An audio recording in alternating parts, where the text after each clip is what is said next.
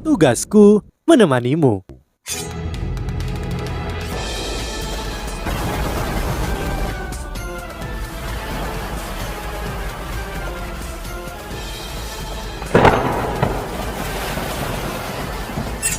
Hai sahabat Pasuk, kembali lagi bersama alur cerita versi novel Solen 2 Sekte Tang yang tak tertandingi. Jangan lupa like, subscribe, dan nyalakan tanda lonceng. Mari kita lanjutkan.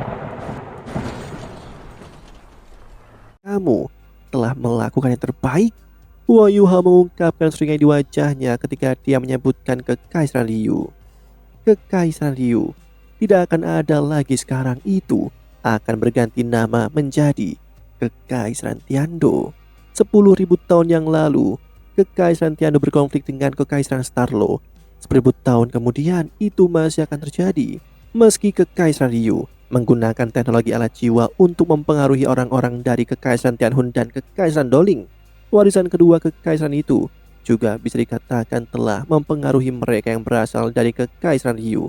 Adapun siapa yang akan menyatu dengan siapa pada akhirnya, sulit untuk mengatakannya. Selama Kekaisaran Liu tidak ada, mereka mungkin bukan pemenang terakhir. Dia tidak mengatakan apa-apa tentang menjadi dewa, bagaimanapun itu akan menjadi hal yang tabu, namun ia mengungkapkan kebenaran tentang pertemuannya dengan dewa. Adik laki-laki, apa yang akan kamu lakukan selanjutnya? Ma Xiaotou bertanya. Huo Yuha menjawab, aku sedang memikirkan cara untuk menemukan Wutong. Meskipun aku tidak tahu di mana dia berada, aku yakin aku dapat menemukannya di suatu tempat. Saat dia berbicara, dia melihat ke langit. Dia bergumam dalam dirinya, karena ayah Wutong adalah dewa, dia pasti telah kembali bersamanya ke alam dewa. Aku harus pergi ke alam dewa jika aku ingin menemukannya. Bagi yang lain, alam dewa itu halus atau bahkan tabu, namun Huo Yuha sudah berada di depan gerbang ke dunia dewa.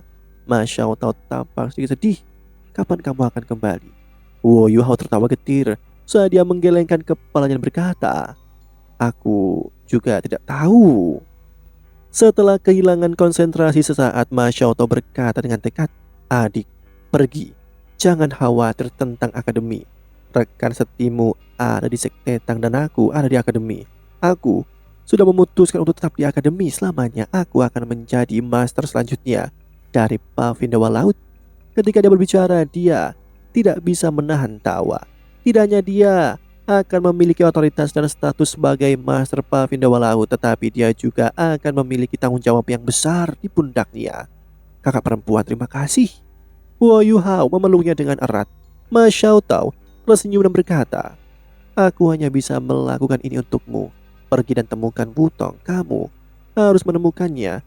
Jika memungkinkan, kamu harus kembali bersamanya di masa depan. Meskipun itu hanya dugaan, Ma Xiaotou tahu kemana arah Huo Yuha di masa depan.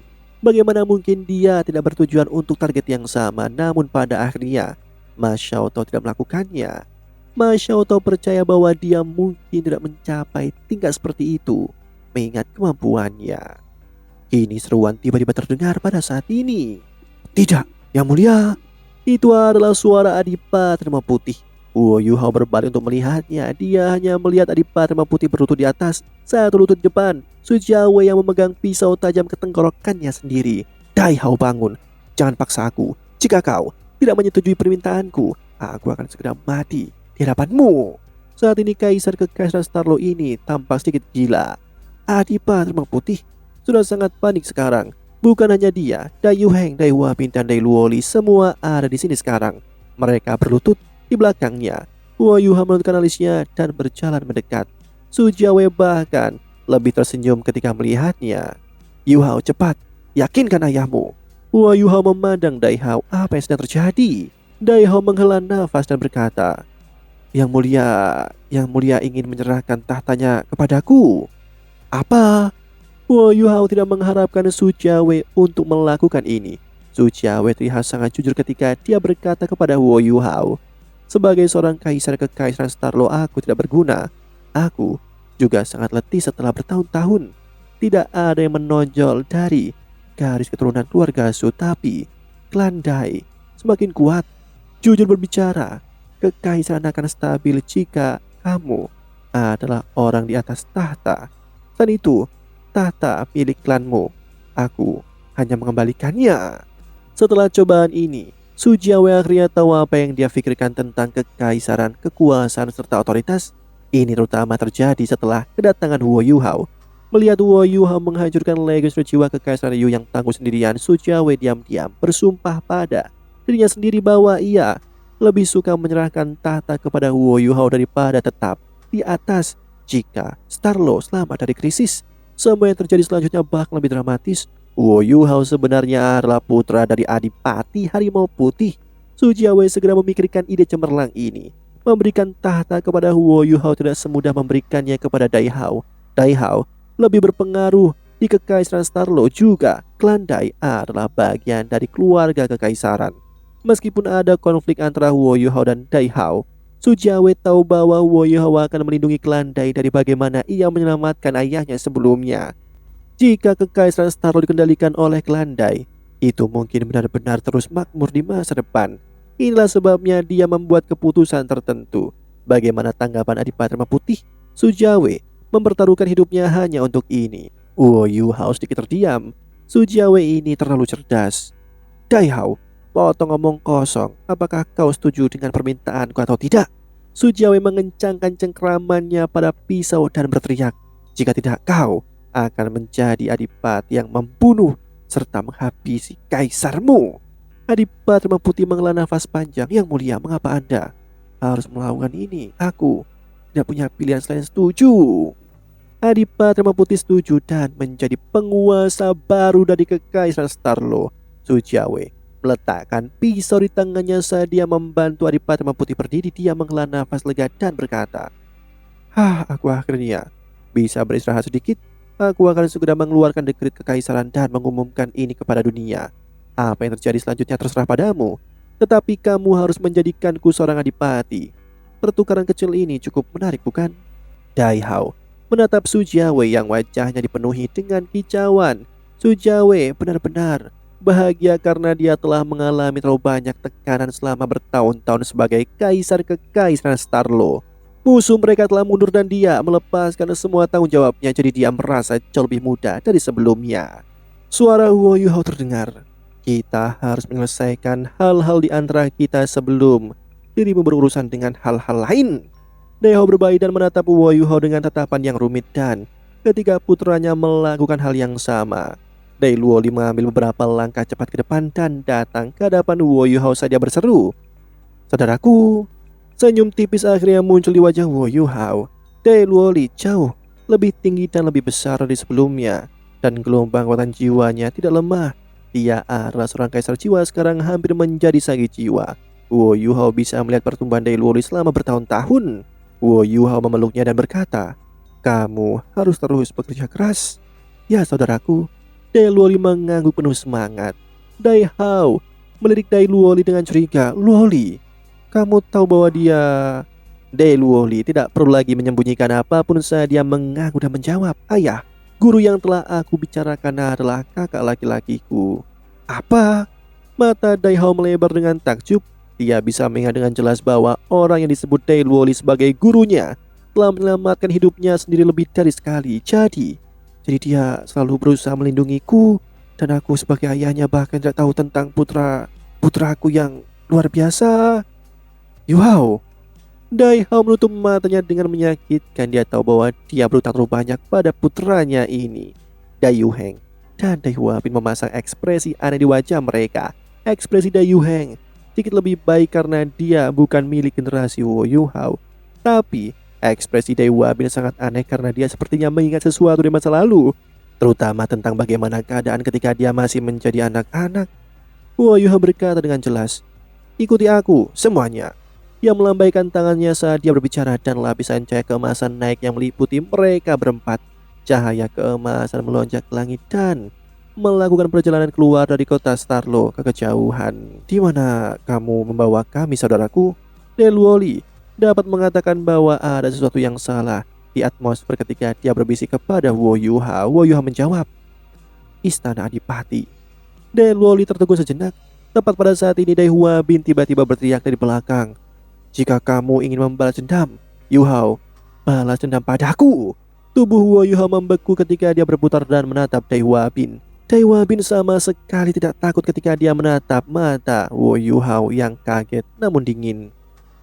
Aku ingat sekarang, kau anak kecil itu sejak bertahun-tahun yang lalu, jadi kau masih hidup. Dai Hwabin berkata dengan dingin. Sebuah tamparan terdengar keras. Dai Hao tiba-tiba berbalik dan menampar wajah Dai Hwabin. Dai Hao sangat marah saat dia meraung. Kau tahu bahwa dia ada?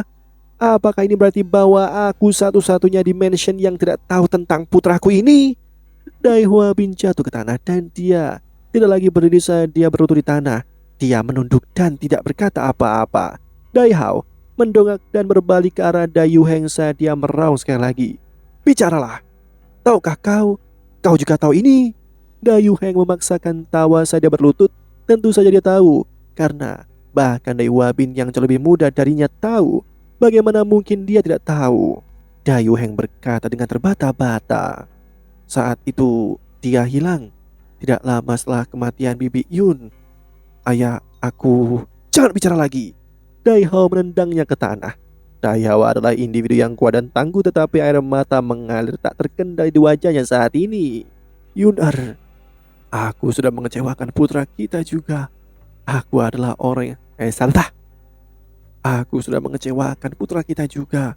Aku adalah seorang komandan dan pahlawan di mata orang lain, tapi aku adalah seorang brengsek yang tak termaafkan dan brengsek di hadapanmu. Wo Yuhao berbalik dan tidak berkata apa-apa, dan dia juga tidak melihat Dai Hao saat dia diam-diam mengendalikan cahaya keemasan dan terus terbang. Istana Adipatra Putih begitu megah, tapi itu sudah menjadi tumpukan puing-puing sekarang. Wo Yuhao memperpanjang deteksi spiritualnya. Rumah Adipatra Putih yang luaslah menjadi puing-puing, bahkan tidak ada satupun batu bata utuh yang tersisa. Dai Hao memaksakan tawa dan berkata, aku adalah musuh nomor 1 dari permaisuri Dewi Perang. Dia telah melampiaskan kemarahannya ke tempat ini sejak lama, jadi tidak ada yang tersisa. Tubuh Wo Yuhao gemetar dengan kuat ketika dia tiba-tiba mendongak. Cahaya keemasan dipercepat dan tiba-tiba turun ke arah tertentu. Mereka bergerak sangat cepat dan segala sesuatu di sekitar mereka menjadi kabur. Takut. Dai Hao bisa merasakan ketakutan datang dari putranya pada saat seperti ini. Dia takut apa? Yang dia takutkan? Dai Hao menatap Wo Yuhao karena terkejut. Ya, Wo Yuhao takut karena dia memikirkan kemungkinan sesuatu yang akan membuat hidupnya dengan penyesalan selama sisa hidupnya.